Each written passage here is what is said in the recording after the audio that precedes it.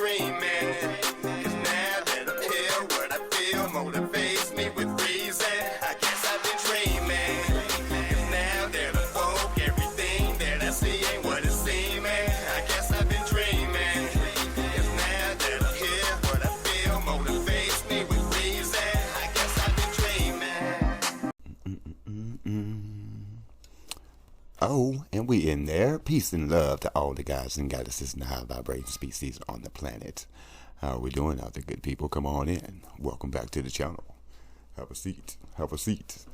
Yeah, we're back with part 2 of Maslov's fire. Yeah. Academates.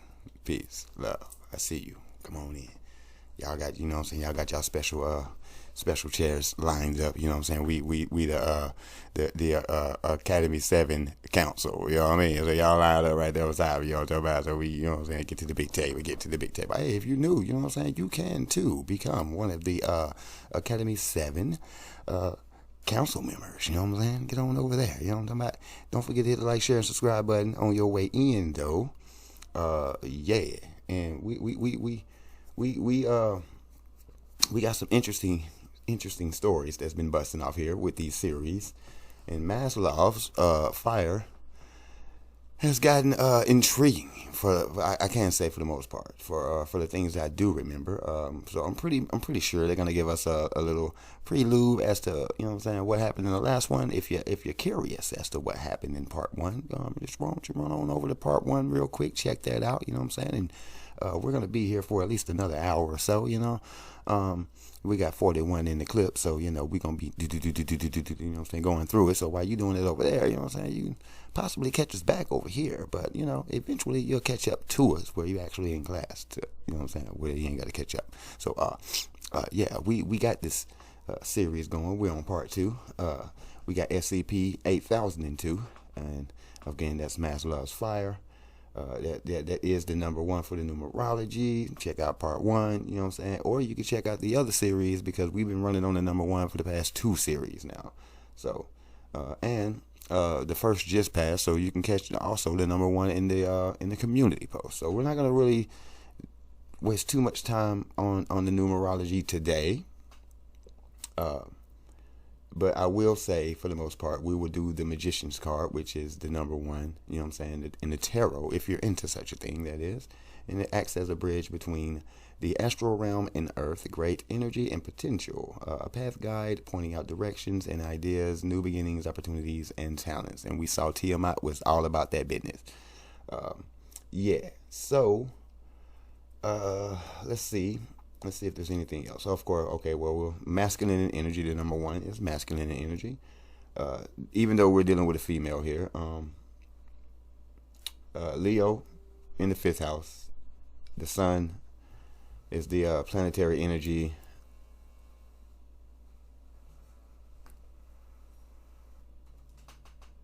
Okay, whatever that was.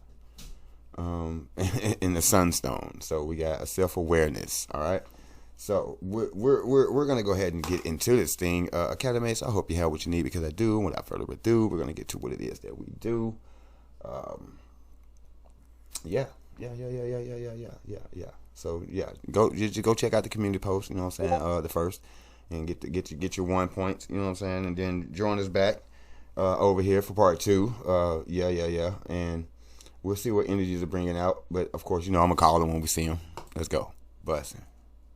SCP-8002, Maslov's Fire, Part 2. Part 2. Okay, let's do it. The SCP Foundation is nothing if not sensible and pragmatic. Emotions have very little to do with how they operate, and they are often forced into situations where they have to make hard decisions in order to save lives and maintain normalcy. Okay.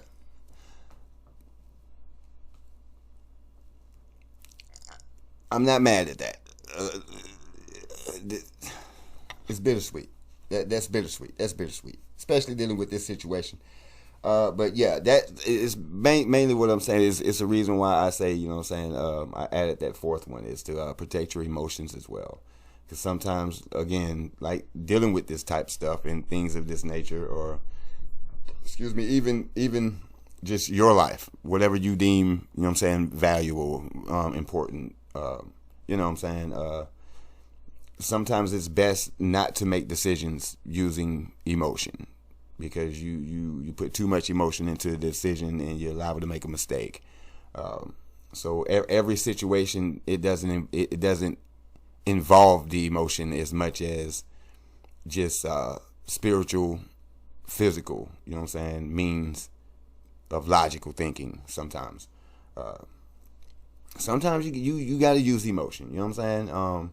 And those mostly is life or death situations, but sometimes, again, that's why they don't really put emotion into it. So you can pretty much base off that they're not hiring anybody that has any sense of morale or reverence for any, you know what I mean? You just like never mind, I ain't gonna go there on that ass, but yeah, those guys. They hire them because there's just it's small up there. You know what I'm saying? Very small up there, and they're just go along to get along. They don't really understand it themselves. They just abide by it, and they just, you know what I'm saying, police stuff. So it's whatever. Of course, this is a double-edged sword, and plenty of articles showcase how pragmatism can easily blend into callousness. SCP-8002 so far has been about the Foundation's primary medical center, where tens of thousands of personnel and civilians affected by anomalies can be treated using a miraculous system known as Cleric.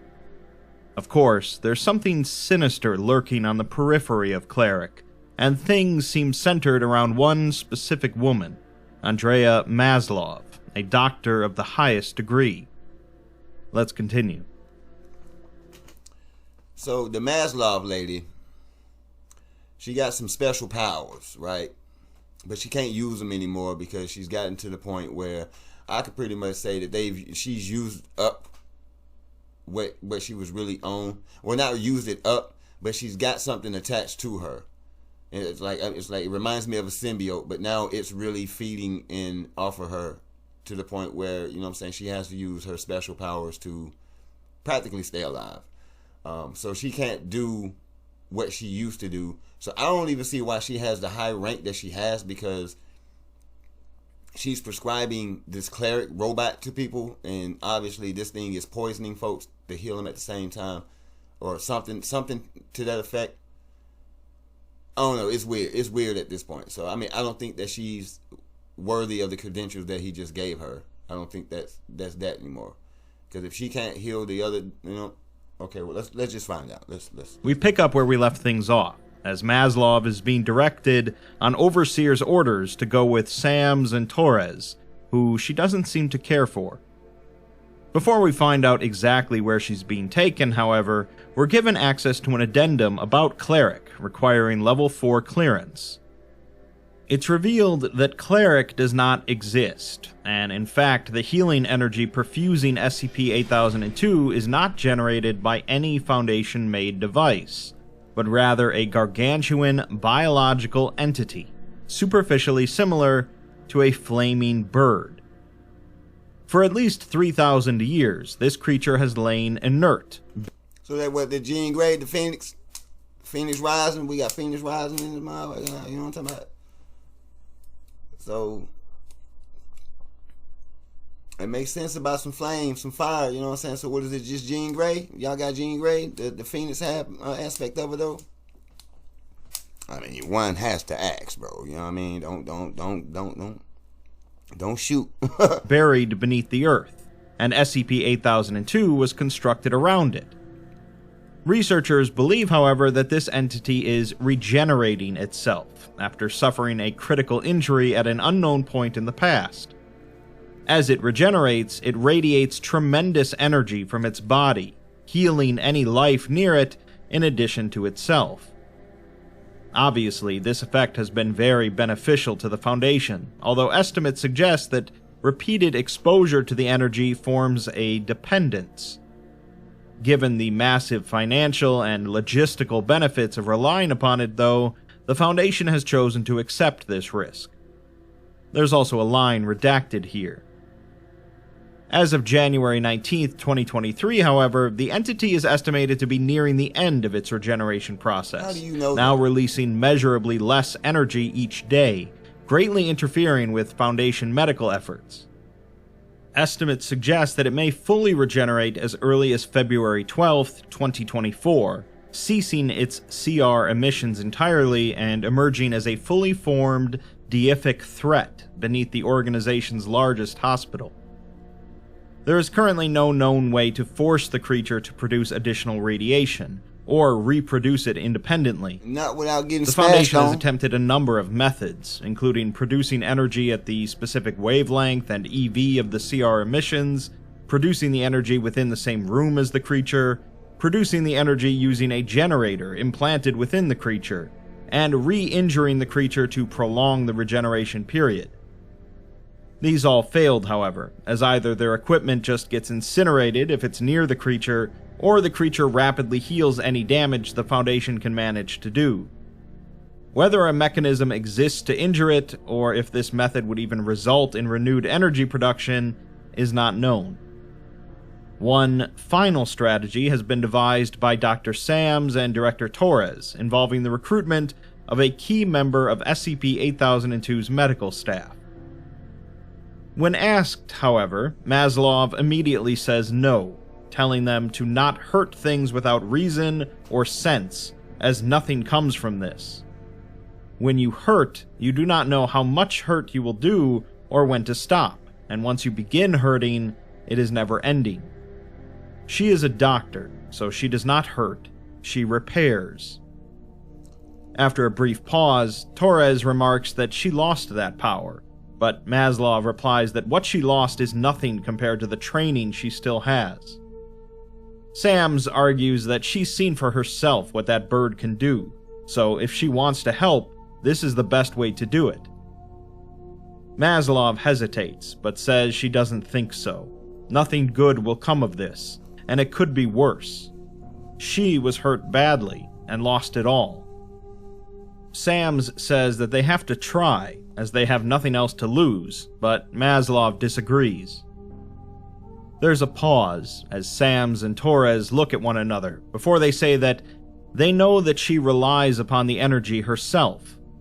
They've seen the cameras, so they know she's used it to treat herself more than she should, as well as sneaking a script to a few people here and there. They assure her that they are not her enemies, but they know she sees the power that the bird has, and she wants it back. Maslov doesn't say anything, and Sams urges her to consider it, but Torres shakes his head, and they tell her that they won't coerce her, but they are in a crisis, and they need an answer within 12 hours. The two leave, as Maslov sits there, staring at her hands. Later, back in the hospital hallway, Maslov continues to stare at her hands as her tech approaches to ask if she'll see her 3 o'clock appointment, Henry Peck. She enters the room, finding Peck pacing inside, looking utterly disheveled. Peck had previously turned down cleric radiation for his condition, which she remarks upon. Peck, sweating and erratic, says that he tried other meds, and he slept on it, and he'd like to give it a try after all. He'd like to try it now. Maslov pauses and says that it's almost gone now, as cleric is nearing full shutdown. Peck says that yes, he heard about that, on his way over here. Maslov, however, counters that he knew about that long before he came today, as she has seen his charts. He went to Dr. Sams for a cleric prescription months ago, and has been on treatment since last March. Peck slumps and says he was too embarrassed to come back to her, and Maslov understands. You should never see a doctor for any reason if you don't want to. She remarks that Sams cut him off, and Peck says that he gave priority to another guy at his office, someone named Richards, but he never understood why. After that, he couldn't get any more treatment, as it's being tightly rationed. So instead, he went back on the medication she prescribed, but he started feeling terrible. He repeats the word terrible several times, before suddenly leaping up, stating that he's desperate, The pain came right back once he was off Cleric, and he doesn't have much money or connections. He thought that she was so good to him before, and asks her to help him.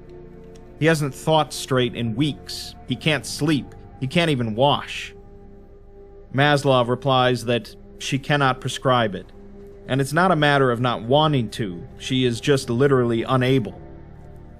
Peck begins panicking and yelling, clawing at his hair, before noticing the orange Cleric switch in the corner. He leaps towards it, and although Maslov tries to say something, he curses at her and presses the switch. The Cleric shields retract, but no light fills the room, and his jaw and Maslov's side do not catch fire. Maslov tells him that there's almost none left now, and they have to go far deeper underground to get it. Peck shakes his head slowly and continues pressing the switch repeatedly. He turns on Maslov and yells at her to make it work, before breaking down in sobs.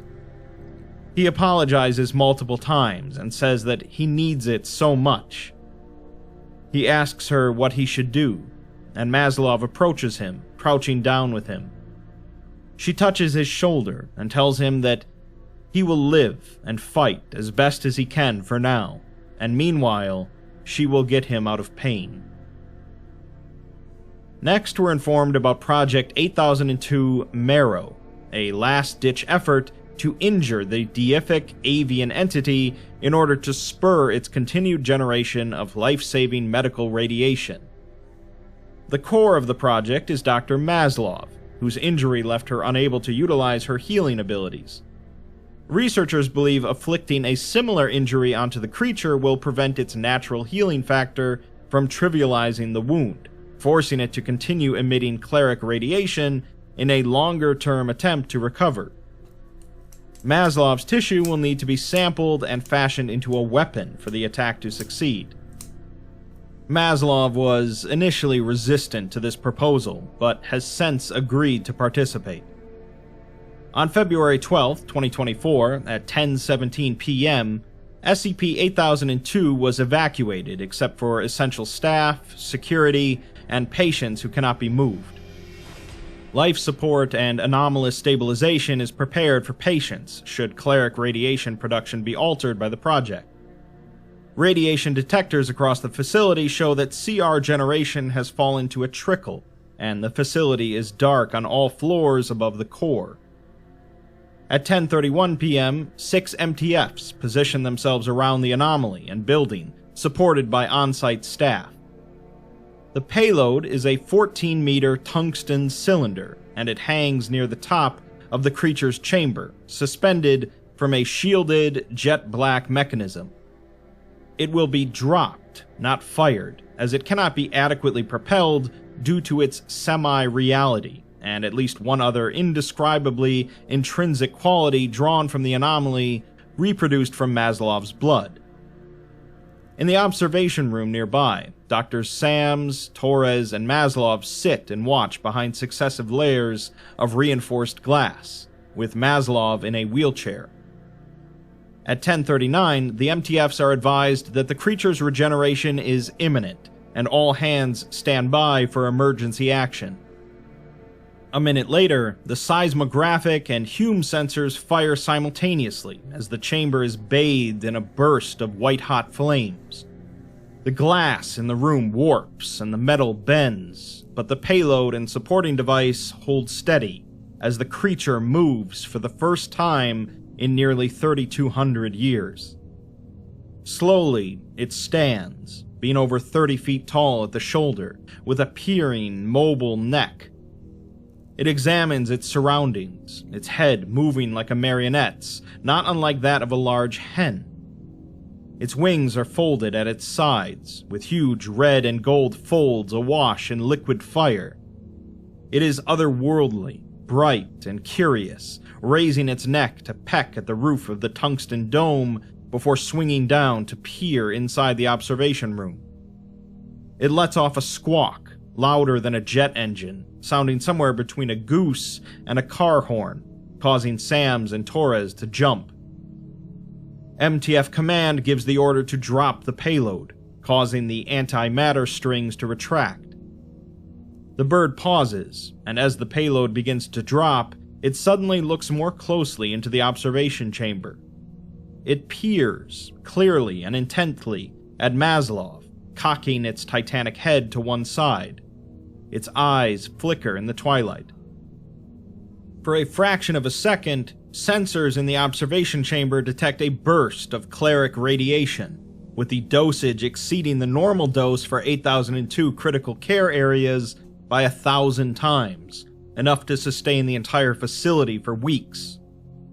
Maslov gasps and chokes, and her entire body is momentarily aflame in white-hot cinders. The payload falls, contacting the creature on its left shoulder. There is a single, blinding flash as the bird's flames go out, and the room plunges into pitch darkness. The bird emits a piercing, resonating cry and falls to the ground. Around it, the payload delivers its next attack, as swirling black poison pours over it, submerging it. This poison is achromatic sludge, the random junk left over from other anomalous processes, intended to worsen whatever damage the initial payload was able to cause. The bird rises, jerkily, to its feet, and then collapses again, before rising again. It jolts to the right, then to the left, trying to shake off the substance which drips thickly from its body. It cries out again, writhing and contorting its head and neck, pecking savagely at the wound on its shoulder. It staggers, slamming into the reinforced tungsten dome, shaking the observation room. Then it raises its wings, beating them against the rounded edge, trying to find a way out, or at least a higher place to perch. It continues to struggle for 10 minutes, calling intermittently and tearing at its wound, before falling weakly back onto its side. The creature then lies there, breathing heavily, giving hollow calls into the darkness. Its flames do not reignite, and radiation detectors show that its CR generation has abruptly ceased. Well, that sure was pretty awful, but it seems like they might have gone a little overboard in trying to injure it. Yeah, Torres put out another note to site administrators the following day. Look, boy, y'all get you bitches. I'm sorry, y'all are dirty, boy. You're dirty. You know what I'm saying? So no, you know what? I'm not sorry. Y'all some hoes, man. Y'all, like what?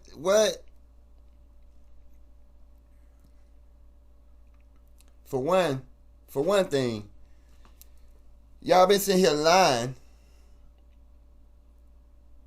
and manipulating people right here in the negatives, manipulating people, making them think that it's some machine that's healing them, when in actuality it's an actual entity that's doing it. I mean, y'all got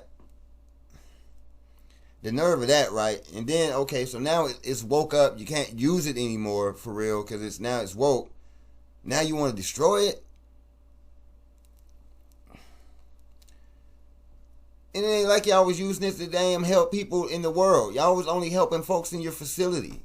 See what I'm saying? Like, so we got no benefit out of it, and now you're trying to take it out. But y'all sap suckers. Day, telling them that a spontaneous error occurred within the cleric system, causing it to cease function entirely. Right now, they don't have any way of getting it back online, and he wishes he had better news for them. They're working hard to come up with an alternative, but for now, it might be wise to hold back their MTFs from the field. He also remarks that the crisis on the East Coast, after an SCP got loose, is only getting worse. Their inpatient care facilities here are nearing max capacity, with 107,000 beds filled, but they don't know how to treat these cases without cleric. Thankfully, there's been a small miracle with Dr. Andrea Maslov. Many of them might know Maslov as the legendary Red's Red for her time as a field medic with MTF Alpha 1. She's a powerful healing reality bender who lost her abilities for many years, but yesterday something happened. They don't know why, but she woke up this morning with all of her healing power returned. The O5s have put her in charge of 8002's floor operations, while they try and dig out of the cleric hole. He finishes by welcoming Maslov back and stating that they need her now more than ever. Maslov is walking briskly between rooms with a team of nurses, dispatching them around the floor as she's approached by Sams and Torres. She and her team continue walking without stopping, as Sams tells her that they need to speak with her about the cleric system. Maslov continues walking as they converse, and Sam says that, as she knows, there has been an error with the system which demands immediate attention. As a powerful healer herself, they believe she may be able to help with this. Sams leans in close, saying that they think there's a patient who needs her attention. Maslov replies, asking if he knew that they were addicting their own staff. Torres tells her to be careful of what she says in the presence of her nurses, as they cannot vouch for their safety. Maslov replies that perhaps they can't, but she can. The two of them are here to ask for her help, so they need to answer her question. The two men look at each other before Torres says that she's read the file, so they considered that there might have been a moderate risk. In other words, they knew, and Maslov asks if they exploited it.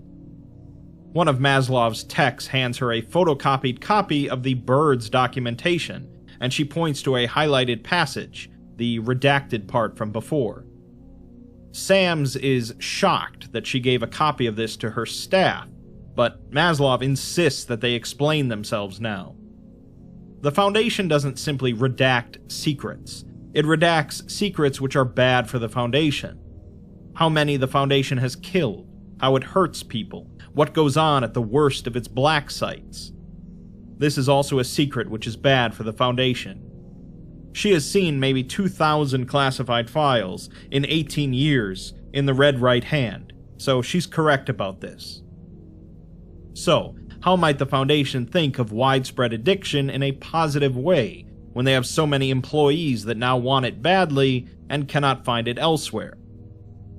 Torres warns her that if she continues, but she cuts him off by stopping the group and turning on him. Everyone is silent as she raises a finger to his face, glowing white with pale heat. She tells him that he cannot threaten her anymore, and asks if they exploited this addiction. Sams admits that they knew perhaps since the radiation was harmless and even beneficial, it might be an effective incentive on rare occasions. Maslov asks if they evaluated MTF risk differently because of the radiation, because they could take greater risks and just be healed up. She saw that when she was in the field, how they were given worse dangers because they assumed she could just fix them up. But that's how 4 of her team died, and she lost her healing for 3 years. Torres Taking admits life that, for granted, you know yes, what I'm talking about? of course, when they have a resource, they employ it to its greatest capabilities. Maslov cuts him off, asking her tech if she got that, who pulls out a digital recorder from her coat pocket.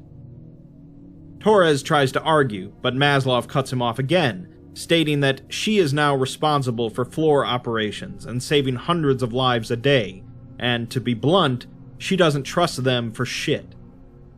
Neither, she should think, do the O5 Council. She has heard what they wish of her, and she will consider it, but for the time being, she tells them to kindly not waste her time.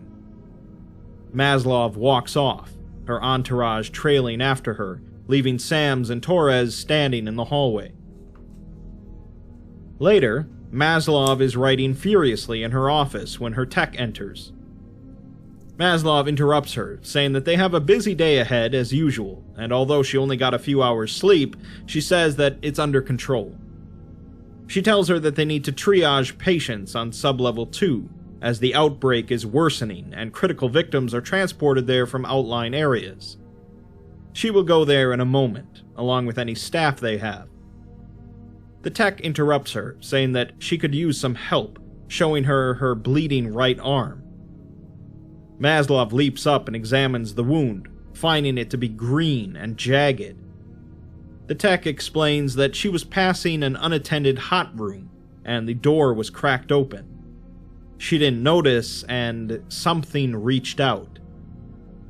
Maslov tells her that she should know better, as they're in the depths of 8002, and she should remember the procedures.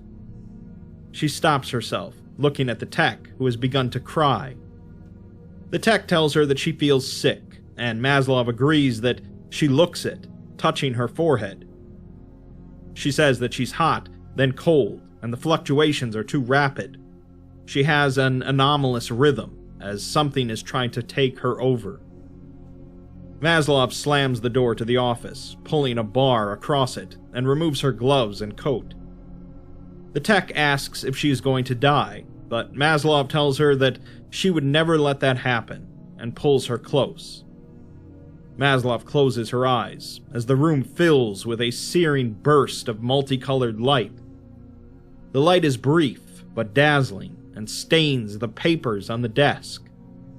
When it clears, Maslov collapses into a chair, and the tech's wound has vanished. She tells her that it's gone now, and she cleaned out the rest of her while she was at it, so anything wrong in there for the next decade has been fixed up now. The tech thanks her profusely, to which Maslov says that after how many times she has helped her find her glasses over the years, she can consider them even. Maslov is panting, and says that she burnt herself out now though, and she can't go up to the ward for a bit. She tells the tech to sit with her for a bit, and the two sit together as the building around them fills with screams. The tech hesitatingly asks her how she got her powers back. Maslov pauses and says that she was healed by something much bigger and stronger and better than her. She's not sure why or how, as perhaps it felt benevolent or just curious, but it thought of her for a small moment.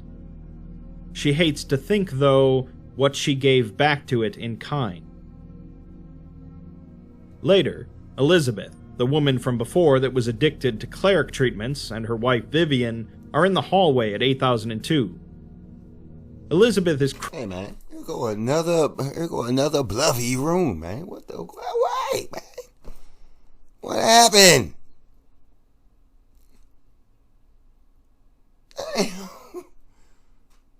But hey man, whatever facility this is, boy, it went slap deep down in here, boy. I'm trying to tell you.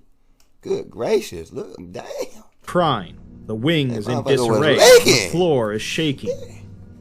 Maslov sees them and gasps, asking what they're doing here. The three embrace, and Vivian explains that with this crisis, they've been displaced.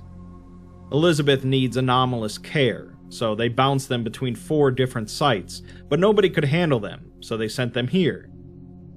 Maslov doesn't understand, as 8002 is for MTFs and civilians now, but she's glad she found them. She turns to Elizabeth, who is still crying and holding her leg. Maslov admits to Vivian that she was right, and cleric radiation is no good, but Vivian now disagrees. They tried the other prescriptions, all of them, but none of them did anything. The radiation was the only thing that worked, and they need it back. Maslov insists, however, that they must not use it, and besides, they'll never repair it, as the damage is too great. There's plenty that they can do themselves, however, and she brushes her hands over Elizabeth's legs. She pauses her crying and smiles. Maslov says that for many years she believed that the Foundation was working for them, but they are not. They must learn to be strong themselves. She stands and removes her hands, but as soon as she does, Elizabeth begins crying again. She crouches and touches her again, but as soon as she releases her hands, Elizabeth cries again. Maslov is confused, as this should heal her, not just help with the pain. There's some shouting down the hallway, and Maslov's tech tells her that they should go.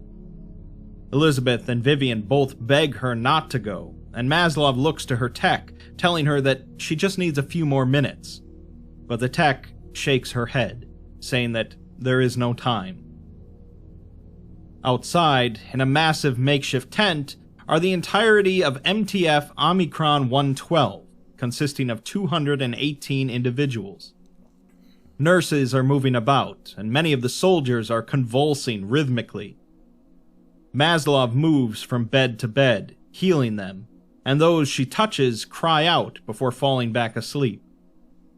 She's about halfway through when she comments on how she forgot how draining this can be.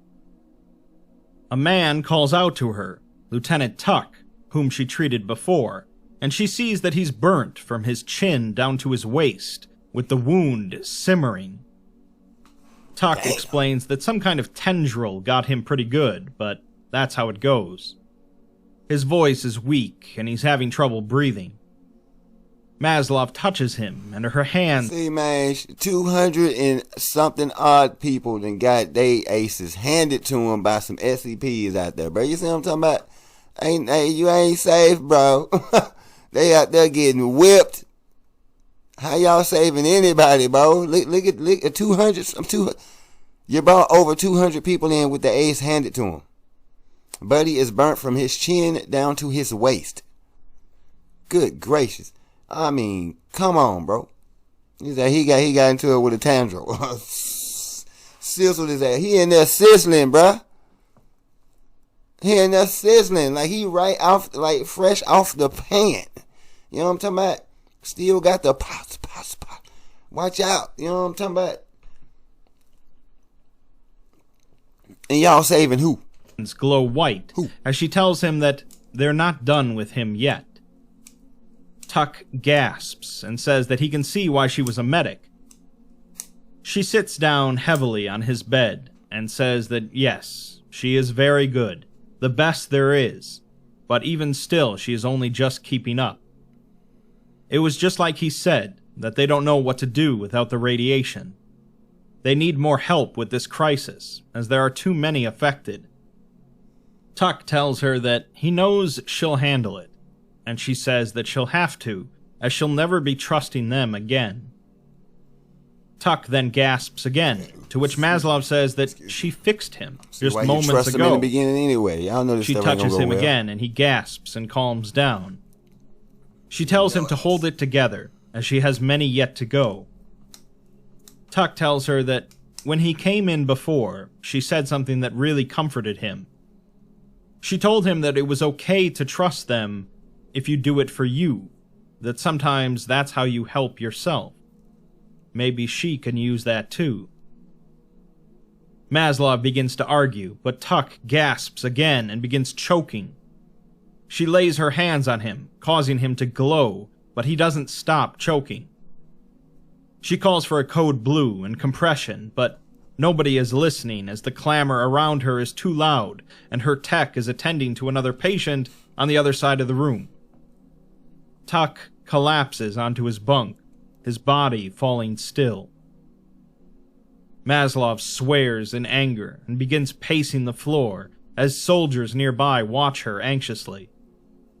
She yells that she got it back, but continues pacing before stopping and staring up at the moon. She finally says, fine. The Foundation knows that it addicts, and they use it to exploit them, overwork them, and trap them. Well done to her for figuring it all out. But she saw what the bird itself will do if allowed. She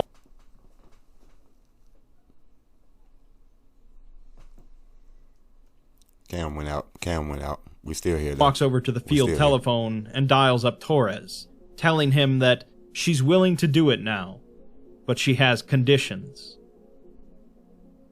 Inside of the bird's chamber, the phoenix lies motionless, pressing itself back against a wall. It breathes heavily, and without its flames, it's revealed as multicolored, with a golden head and neck over red and green wings. Its eyes are electric, the color of molten metal, and its legs, now strewn out beside it, are the same color, an intense, brazen orange. On its left shoulder is a dark, oozing injury the size of a vehicle. At the far end of the room, a door opens, and Maslov enters. A team of researchers, including her floor staff and Sam's and Torres, watch from the observation room. Maslov turns to the Phoenix and says that it's time they get to know each other. The Phoenix's breathing has increased in volume to sound like wind, and as Maslov approaches, it jerks away, clawing at the wall.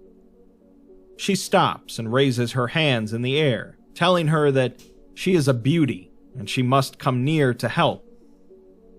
The bird eyes her as she takes one hesitant step, then another, pausing each time to wait for the creature's breathing to slow. Gradually, it calms, moving its massive neck out from the edge of the room to look more carefully at her. Maslov takes a faster step, but the bird hisses and darts away, causing Maslov to yell to let her help it, calling it stupid. The bird peers at her with its molten eyes, and she says that she will show it something that she does not show many. She lifts her scrubs and undershirt, exposing her left side. Where her wound used to be, there is now a snake-shaped scar winding along her torso. In the Phoenix's presence, it seems ethereally pale, and the bird uncurls very slightly while peering at it. She tells it to look if it likes, as they are the same, she thinks, what this was and what its is. Some kind of terrible magic.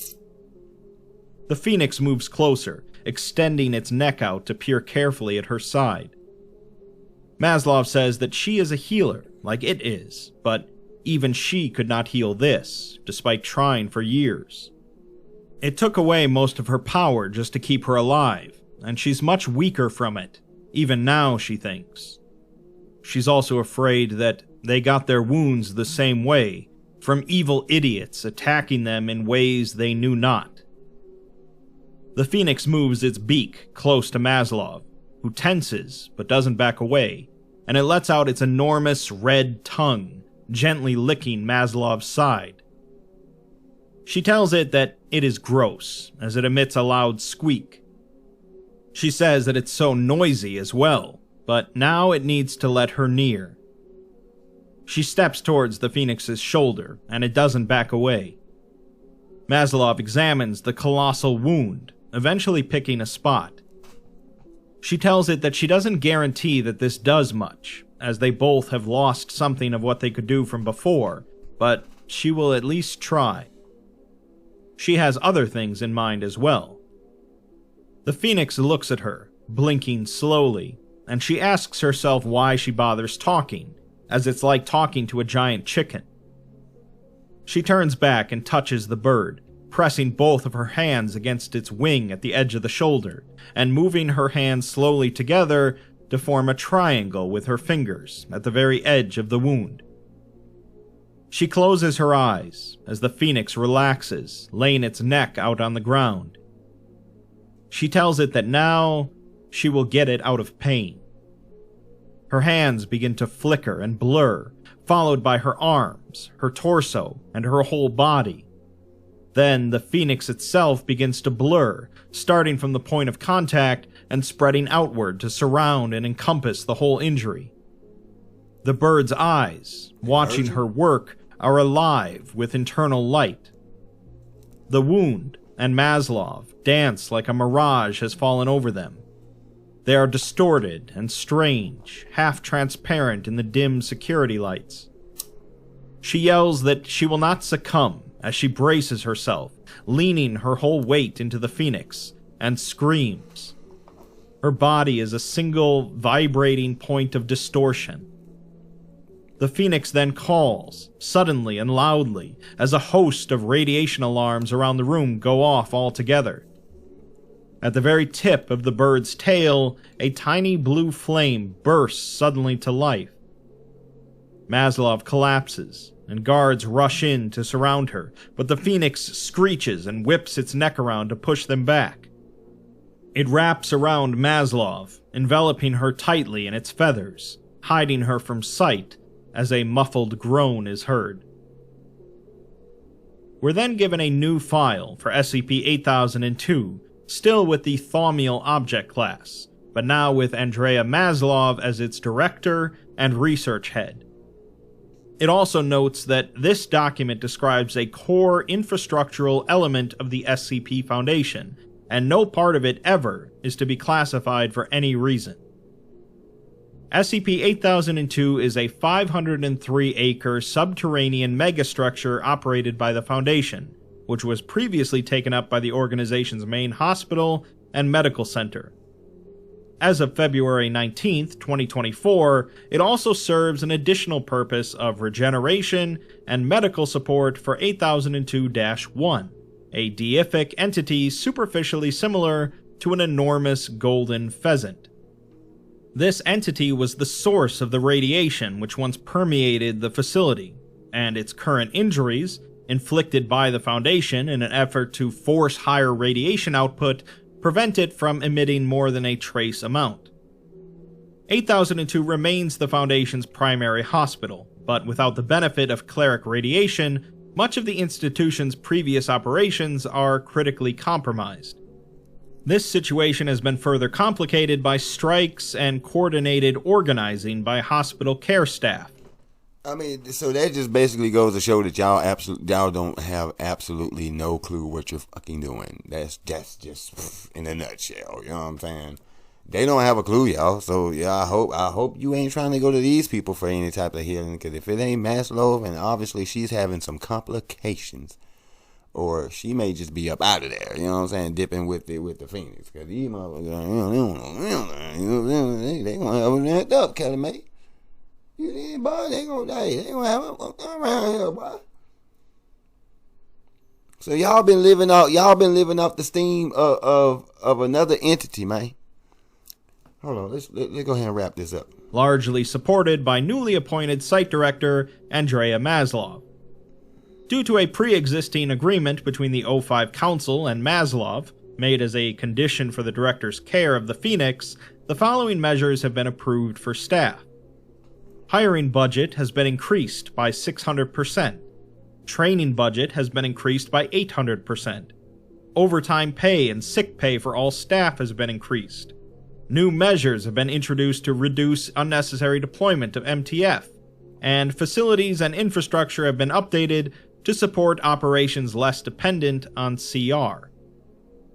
Through increased staffing and careful rationing of CR access, Director Maslov succeeded in resolving an ongoing care crisis at the facility and across the U.S. East Coast. Her paradigms have since been implemented to begin more sustainable care for anomalously afflicted patients. At present, the facility is operating sustainably at approximately 26% of its previous capacity, without relying on more than a passing amount of the bird's healing radiation. When its abilities are used in care, rigorous protocol is in place to ensure limited and transparent employment of its effects. Dependence is monitored, and staff are training in appropriate prescription. Most importantly, patients are informed of the risk associated with long-term exposure. The lower third of the 8002 complex has been redesigned as a containment and rejuvenation facility for the Phoenix, in hopes that the creature may be restored to its previous capabilities. However, regardless of its ultimate contributions, the Foundation is dedicated to sustaining and supporting the creature for the remainder of its natural life. In creating care for such a complex entity, the Foundation invested heavily in a wide variety of state-of-the-art support for anomalous beings. It's been suggested that these systems may be used for care of other injured anomalies, incorporating care for such entities as part of the organization's hospital system. This proposal has been approved, designated as Project 8002-Soul. 36 anomalous entities are now cared for on-site, with more scheduled for admittance in the near future. The Phoenix remains in good condition, and has begun to emit an increasing quantity of cleric radiation, growing at a very small rate per day. The entity is alert, calm, and, according to Maslov's reports, warm to the touch. I imagine more than some of you thought that Maslov might sacrifice herself to save the Phoenix, or that the Phoenix would end up dead, or some other grim ending. Nah. Instead, not only are I figured she might get on y'all ace. Oh. both the Phoenix and Maslov alive and well, but Maslov was able to institute real change into how the Foundation handles the treatment and care of both their own personnel, but also civilians and even anomalies. It's not hard to see how the Foundation ended up in the position they were in, though. Much like how SCP-8000 is often discussed as a general get-out-of-jail-free card for disasters, the Foundation here had a miraculous healthcare system that could patch up practically any wound. What's the harm, then, in sending your soldiers into dangerous situations, comforted in knowing that they'll be just fine afterwards? And if they happen to become addicted to that healing, that's certainly not going to stop anything. And while they're usually not in the business of purposefully harming innocent anomalies, the Phoenix was their golden ticket, so some hard decisions had to be made. Of course, as it turned out, Maslov was able to show how not only were they all idiots, but they were also callous and cruel. I think, like many other articles, this one could have gone in a number of different directions, and we certainly got pretty much the happiest one. With Maslov having so much pull now as far as the Foundation's medical systems go, it's likely that they'll be able to use the Phoenix's powers eventually to do a lot more good in the world than before. But will you? The article was about rebirth in more ways than one, as well as the benefits of treating people decently. And that concludes the city's academics, you know what I mean? Camera had went out on it, so it's all good, you know what I'm saying? We came back, you know what I'm saying? But yeah, man, so they definitely hitting on that sunstone energy, you know what I'm saying, with the negatives, you know what I'm saying? They were very arrogant, a bunch of folly, vain, reckless, headstrong, insensitive, wasteful, self-important, preening, foolhardy, pompous motherfucker on everything. That's what they were. These dockers. Man. Egotistical, manipulating. Look, dependent. You feel me? Look, y'all. Dependent. Narrow. Come on, man. And then they slid on the bird. Like, you already sapping the energy using the bird, so the bird probably could have healed itself a lot faster, but y'all been using the energy, you know what I'm saying? Like you got such facilities around here, you know what I'm saying, on energy centers, the 33rd parallel and what have you, on the ley lines and stuff like that. Y'all definitely got something every downtown in every city, every major city and state.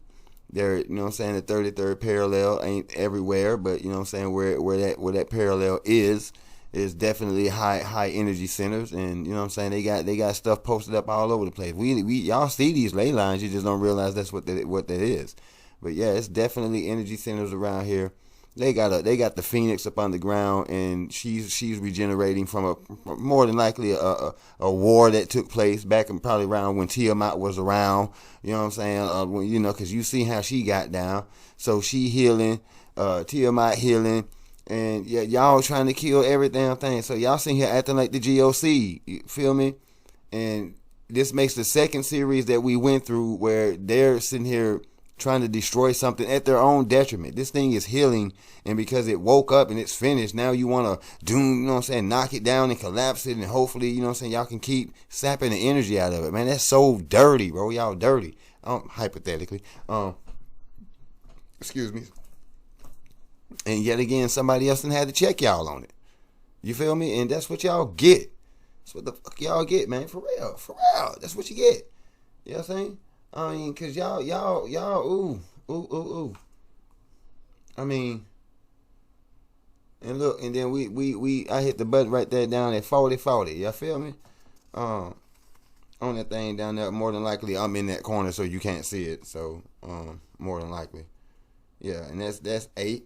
And look, we got feminine and energy. You know what I mean? Look, negatives, greedy, fatalistic, oppressive, power hungry, scheming, jealous, lack of value, judgment. Come on, bro. You know what I'm saying? Look, bro. Look. See what I mean? See what I mean? See what I mean? So even ending the video, we catch another little card of numerology on that thing. Responsibility. Seeks the truth and equality. You feel me? Weigh a situation using logic, reason instead of emotions. And boy, come on. You see what I'm saying? So yeah, we started with the 1, we ended with the 8. Both of them saying that y'all was in the wrong gate. That's period. You feel me?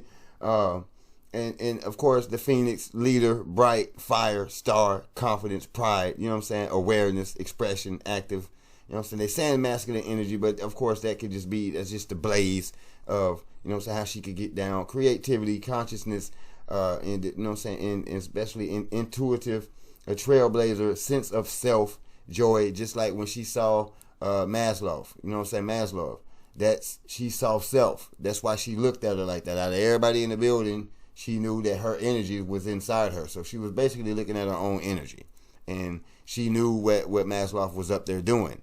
You know what I'm saying? For the most part, she knew that her energy was being used. I mean, it's her energy, so you know. But y'all probably goofies don't even realize that. And look, Maslov even call y'all some dummies. You know what I'm saying? So we already know. Ain't no argument. Y'all some dumbass. You know what I'm saying? So we ain't gonna argue the facts. The facts are there. In myself, in the academies, at least, you know what I'm saying? At least you feel me? At least we know y'all on some BS over there, and you need to stop it. Stop that. See what I'm saying? And y'all mad at me. You mad at me? What you mad at me about? I'm simply reacting. That's all I'm doing. Just reactions. You know what I mean? That's it.